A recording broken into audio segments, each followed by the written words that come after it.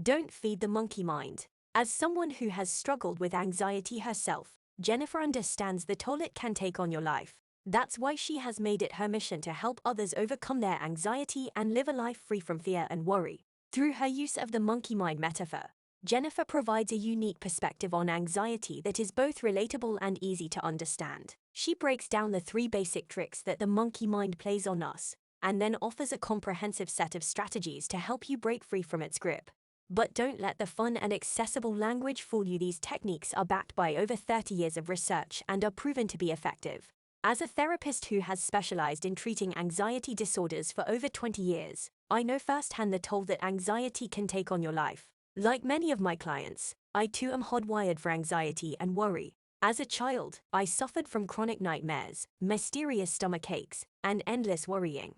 As a young adult, my anxiety persisted, and I turned to therapy for help. My therapist and I theorized that my anxiety began with my relationship with my distant and critical father, and that I developed a fear of being judged and criticized. While these insights were comforting, my anxiety continued to persist. Several years later, after the birth of my first child, I started having panic attacks. If you've ever experienced a panic attack, important that it has been hardwired into our brains. However, the problem arises when the amygdala perceive threats that aren't real or are blown out of proportion. This is where the monkey mind comes in. It's like a hyperactive monkey that jumps from one thought to another, constantly looking for threats and danger. And when it finds one, it triggers the alarm system, which leads to anxiety and worry. The problem with anxiety is that it's a vicious cycle. The more you try to control it, the worse it gets. This is because the very behaviors that you think are helping you cope with anxiety are actually feeding the monkey. Resisting, avoiding, and distracting yourself from anxiety only sends the wrong message to your brain. Are no longer in control. Our rational thinking is overpowered by our primal instincts. The monkey mind takes over, and we become hyper-focused on the perceived threat. This is why it's so hard to think clearly when we're anxious. Our brains are wired to prioritize survival over everything else. The monkey mind is not all bad, though. As I mentioned earlier, it also helps us stay connected to each other. It helps us recognize social threats and adjust our behavior accordingly. But when it comes to modern anxieties, like public speaking, flying, or going to the dentist, the monkey mind can be more of a hindrance than a help. These are not primordial threats, but our monkey minds don't know that. They perceive them off. What if I'm not good enough to write a book? These thoughts swirled around in my head, and I felt overwhelmed and paralyzed. My monkey mind had taken over, and I was unable to focus on the task at hand. This experience is not uncommon. We all have moments when our monkey mind takes over and we become anxious and overwhelmed. In fact, anxiety is a natural response to perceived threats. Our monkey mind perceives danger and sounds the alarm, telling us to take action to protect ourselves. However, our monkey mind can also make 2 simple mistakes. First, it can overestimate the threat, making us believe that the danger is greater than it actually is. Second, it can underestimate our ability to cope with the name Sarah. Sarah is a successful lawyer who has always wanted to start her own business. However, she has been held back by her monkey mindset. She believes that she must be 100% certain about every aspect of her business plan before she can take any action. She spends hours researching and analyzing every detail, but never feels confident enough to take the leap. She also fears making mistakes and being exposed as a fraud. She feels responsible for the success or failure of her business and worries about disappointing her family and friends if it doesn't work out. Sarah's monkey mindset is holding her back from pursuing her dreams and living a fulfilling life. She is stuck in a cycle of anxiety and indecision, unable to take the risks necessary, also able to accept that sometimes they will fall short. The perfectionist monkey mindset, on the other hand, demands nothing less than perfection and sees any failure as a personal flaw. This can lead to burnout, anxiety, and even depression. Like Maria and the need to be certain, many of us struggle with the perfectionist monkey mindset. We believe that perfection is the only acceptable outcome and that any deviation from that is a failure. We put immense pressure on ourselves to be the best, to never make a mistake, and to constantly prove ourselves to others. But the truth is, perfection is impossible, and the pursuit of it can be detrimental to our mental health and well-being. Instead, we need to learn to embrace imperfection. And frustrated with her, I would take over and do everything for her. I thought I was being responsible, making sure she got to school on time and had everything she needed. But what I was really doing was robbing her of the opportunity to learn responsibility for herself. I was sending her the message that she couldn't handle things on her own, that she needed me to take care of everything for her.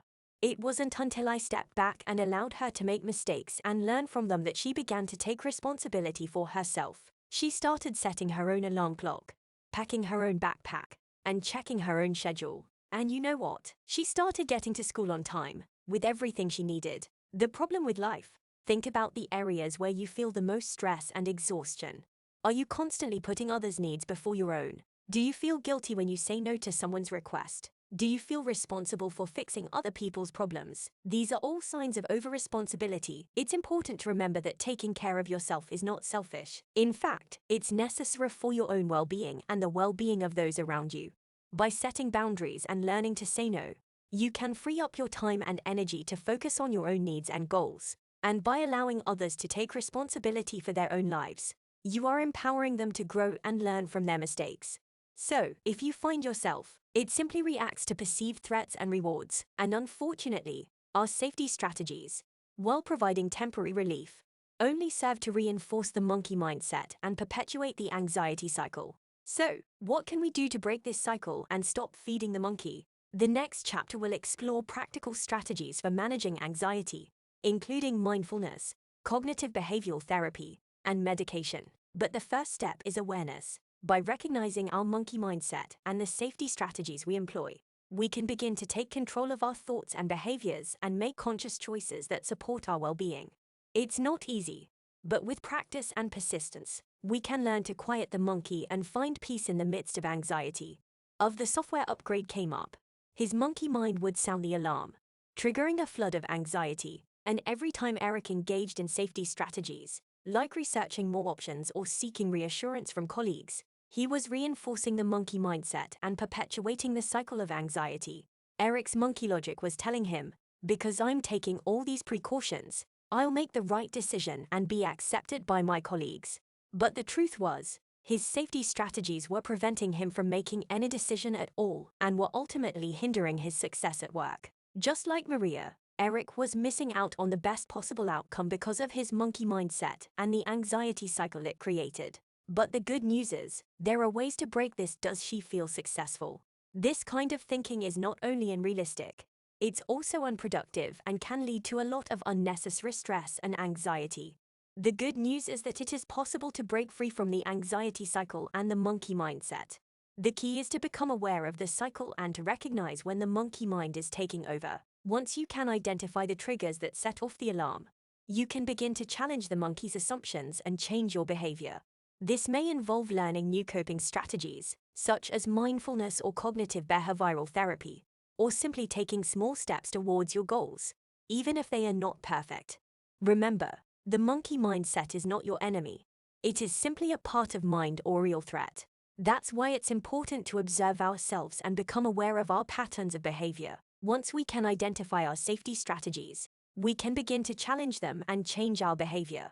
This is the key to breaking free from the anxiety cycle and the monkey mindset. The monkey mindset is a primitive and narrow view of the world. It perceives everything as a threat and responds with anxiety. It is not capable of reasoning or seeing the big picture. The only way to alter its perception is by changing our behavior and showing it that there is no real threat. We often feed the monkey mind by responding to anxiety with avoidance or resistance.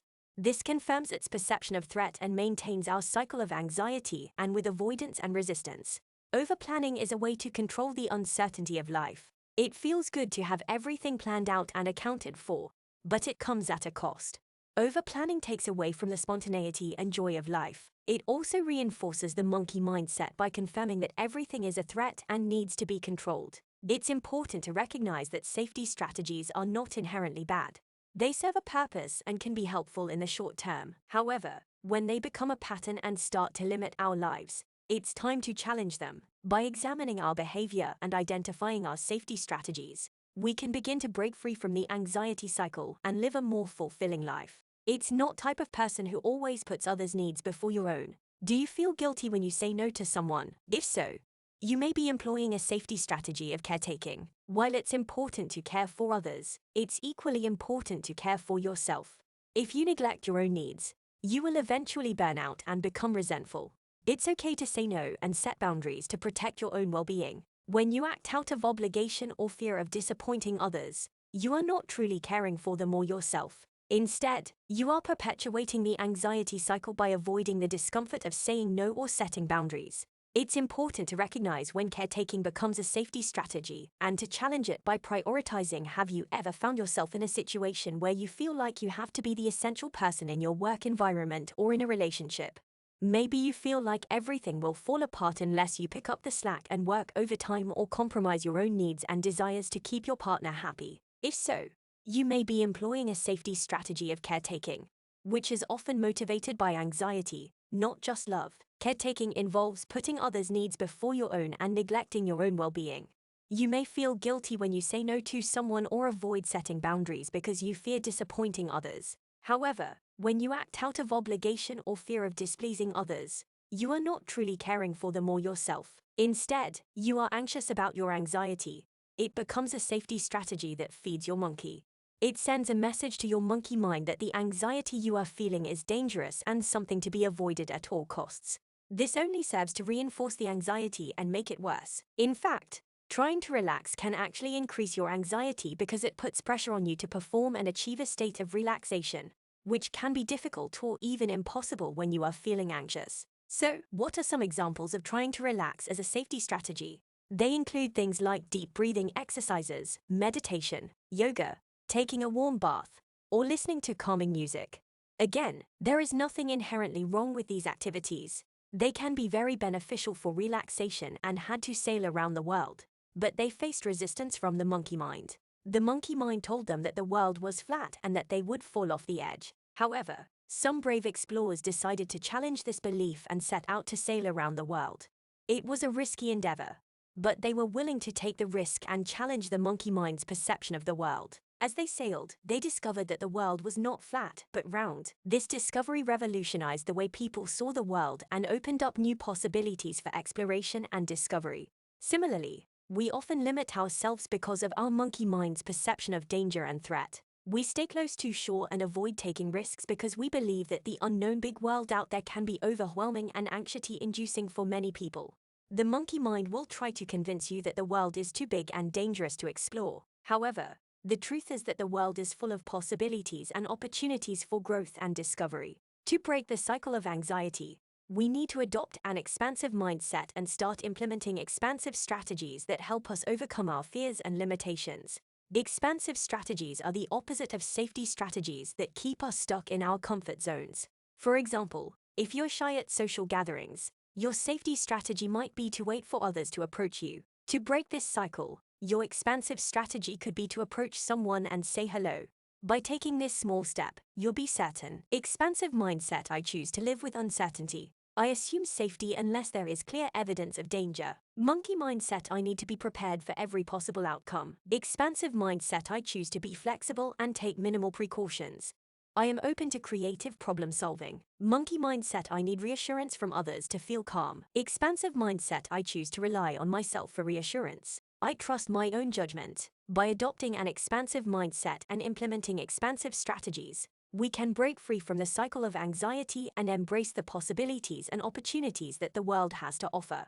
It may be challenging at first, but with time and practice, we can become a plan to help her adopt a more expansive mindset. Samantha started by setting small goals for herself, such as not calling her son for just one day. She also practiced self-compassion, reminding herself that she was doing the best she could in a difficult situation. Over time, Samantha was able to let go of her need for control and trust that her son was capable of making his own decisions. She also found that by taking care of herself and focusing on her own needs, she was better able to support her son when he needed it. The key to adopting an expansive mindset is to recognize that our current ways of thinking and behaving may not be serving us well. By identifying our safety strategies and default mindsets, anything that came your way, without feeling the need to control or fix everything. This is the power of an expansive mindset, and it is within your reach. Samantha's story is just one example of how adopting an expansive mindset can lead to positive change. By setting small goals and practicing self-compassion, she was able to let go of her need for control and trust in her son's ability to make his own decisions. She also learned to prioritize her own well-being, recognizing that being responsible for yourself is not selfish, but rather a necessary step towards being able to help others. To shift from an over-responsible mindset to an expansive one, it is important to challenge common beliefs such as feeling responsible for beginning, middle, and end. By allowing ourselves to fully experience them, we give ourselves the opportunity to process and move past them. This is not to say that we should wallow in negative feelings or seek them out, but rather that we should accept them as a natural part of the human experience and not try to avoid them at all costs. In the same way that Julie's growing pains were necessary for her physical growth, these necessary feelings are necessary for our emotional and mental growth. By accepting them and allowing ourselves to feel them, we build resilience and train our monkey mind that we can handle discomfort. This, in turn, frees us to pursue our goals and desires without being held back by anxiety or fear. So, the necessary feelings. The welcoming breath is a powerful tool that can help you build resilience and train your monkey mind to handle discomfort. By intentionally breathing into the discomfort and welcoming it, you create space for the feeling to exist and eventually passive. This may feel awkward at first, but with practice, you will become better at tolerating necessary feelings. You may also notice that your feelings change, intensify, or decrease as you continue to breathe and welcome them. It's important to note that the monkey mind may try to throw anxious thoughts and feelings at you, but you can always return your attention to your breath and be a relentlessly welcoming host. By doing so, you can surprise yourself at how well you can accommodate necessary feelings. The welcoming usual support system. Try a new hobby that you are not good at yet. All of these situations and more can be opportunities for growth and expansion if you approach them with the intention to welcome discomfort. It's important to remember that the discomfort won't last forever, and that by welcoming it, you're building resilience and training your monkey mind to handle necessary feelings. With practice, you'll become better at tolerating discomfort and may even notice that your feelings change, intensify, or decrease as you continue to breathe and welcome them. So, the next time you find yourself in an uncomfortable situation, take a deep breath and welcome the discomfort. Remember that it's a necessary feeling that can help you grow and expand, and that by welcoming it, you're willing to try something new and see what happens. By asking for more, you're telling yourself that you can handle whatever comes your way. It's like a mental workout for building resilience and expanding your comfort zone. And just like with physical exercise, the more you practice, the stronger you become. To help you track your progress and stay motivated, I've provided a welcoming worksheet on my website. Use it to rate the intensity of your physical sensations and emotional responses during your welcoming exercises. At first, your welcoming score may be low, but with repeated practice, you'll learn to relax into the feelings themselves and your score will improve. Remember, the goal of welcoming necessary feelings is not to get rid of or control them. Could lead to long-term consequences of losing more customers and damaging his reputation. Firing the employee could also have negative consequences, including losing his friend and potentially facing legal action. Putting the employee on probation could be a middle ground, but may not address the root issue. Talking to his friend could also be difficult, but could potentially lead to a resolution.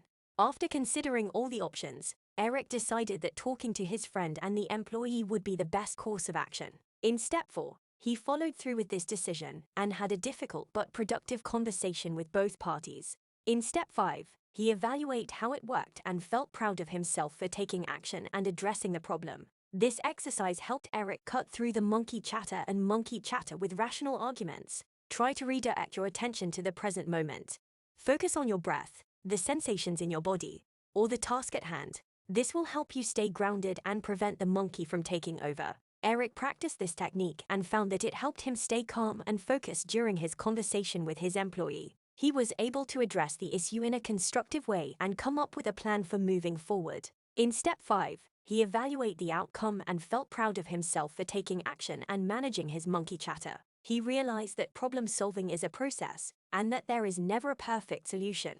By acknowledging his anxiety and practicing mindfulness, he was able to overcome his perfectionist mindset and take effective from worrying about it. He said, "I know it's not likely to happen, but I can't help but feel anxious about the possibility." I reassured Eric that it was perfectly normal to feel anxious about worst-case scenarios, but that it was important to remember that they are just that, scenarios.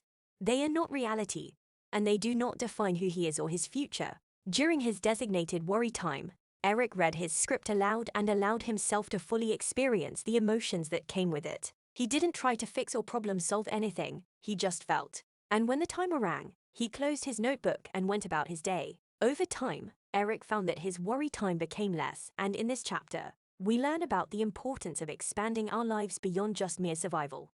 The fear of being judged by others can often prevent us from expressing ourselves creatively and living according to our own values. The monkey chatter in our minds can hijack our negative feelings and keep us trapped in a game with impossibly strict rules. However, by using the tools from the previous chapters, we can learn to tolerate and welcome the monkey chatter, which will eventually dissipate. One of the key tools discussed in this chapter is worry time, which involves scheduling a designated time each day to worry about worst-case scenarios. By doing so, we can train our brains to recognize that these scenarios are just that, scenarios, and not reality. Over time in this chapter, we explore the idea that we are all artists, practicing the art of living. To live according to our own values, we need to identify what those values are. The author provides a list of expansive human values, such as self-expression, authenticity, curiosity, independence, communication, courage, and pleasure. By circling or writing down our own short list of values, we can give our practice purpose and direction. The chapter also discusses the importance of staying true to our values when facing difficult situations. The author uses examples of Maria, Eric, and Samantha, who each had different expansion practices. Maria wanted to move beyond her hypochondriasis, Eric wanted to make decisions and accept social invitations, and Samantha wanted to focus on a plan. It's easy for the monkey to hijack our minds and derail our expansion practice. That's why it's essential to have a roadmap.